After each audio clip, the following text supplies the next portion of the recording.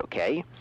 First one, my students and I, Mr. DiMaggio, are always interested to discover why an athlete gravitates toward a sport.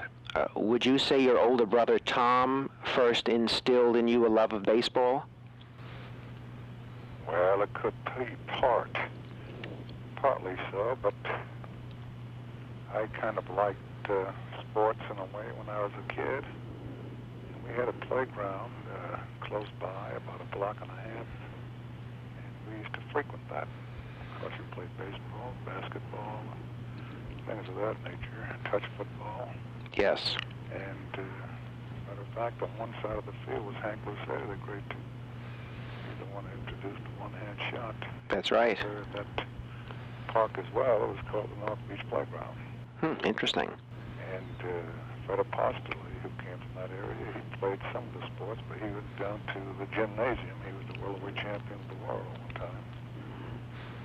Fred Apostoli, do you recall the name? Yes, very much. And he was there too. We played on, it wasn't grass, it was real surface of tar. Yes. That's what we played on, asphalt. So that's where I got my learning of my sport. And right there at the North Beach Playground. Would that be in Martinez, California, Mr. DiMaggio? Right here in San Francisco. In San Francisco. But of course, you were born in Martinez. I was only 11 months old when folks decided to move to San Francisco. I see. Could you tell us about the boys' club league team? How did you get involved in that, and what did you... I didn't play much with the boys' club. I don't know where you might have read that. It might have been printed or something or other. I only played a couple of games. I belonged to the boys' club, but I did not... it was just like a gymnasium, and they had a basketball club. We used to throw baskets and so forth. And I stuck around there for reasons of being with people I knew, and it was a nice thing to do to belong to the boys' club. Yes. But as far as playing with their team, I don't really recall. I don't even know if the boys' club had a baseball team. It's funny how you read different things on someone and it really isn't accurate. Well, it was a great club, though. Yes, yes. And did you used to watch your brother Vince work out, Mr. DiMaggio? No, but I did watch my brother Tom play a couple of semi-pro ball games. Vince, Tom was a very fine third baseman. Yes. Yeah, as far as Vince is concerned, I went to the park and watched him a couple of games when he played with the San Francisco Seals, Pacific Coast League. That's Triple A, or that was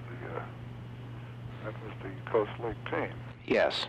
And I did watch him play, but not very much. Yes. Yes. And now, when you played for the Seals, we understand you were a shortstop initially. I broke in as a shortstop. Tell us how you went from a shortstop to becoming an outfielder. Why the change? Well, it wasn't my choosing. It wasn't I that made the change. When I came up as a shortstop, when I played as a shortstop in San Francisco, it was the last 3 games of the season. And the team wasn't going anyplace. Augie Galan, who was the shortstop, had permission to leave the ball club to go to Hawaii for reasons. So my brother Vince told them that I wasn't a bad shortstop if they needed one. They knew about me because they had one of those bird dogs following me around in all these semi-pro playground games, and he recommended me to Charlie Graham, who was the owner, one of the owners of the San Francisco club. Yes. And they requested, they asked Vince if he could ask me to come out, and I said, most certainly. So they gave me a uniform. I played the last 3 days. Interesting. And the first time I came to bat, I got a 3-base hit. However, I could not feel the ball as well as they'd like to see me feel. I can catch the ball, but when I went to throw to first base, my accuracy was not there, and I'd either over the head or to the side of the first baseman, mostly into the stands. I broke many a seat, had a strong arm, but they decided I wouldn't possibly be a shortstop. So I went to spring training the following year. I didn't sign no contract with them at the time. It wasn't until the following year I went to spring training with them and signed a contract. But Augie Galan was still playing shortstop, and was no room for me, and I didn't play the outfield or any place much of anywhere. Yes. But came the season, there was a fellow who was doing so very well in right field. His name, Stewart, and he was a good hitter.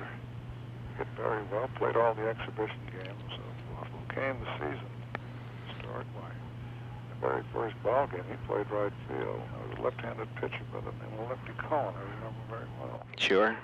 And we were losing going into the 8th inning, so he sent me up to pinch hit with his left-handed Stewart. And I walked on 4 pitches.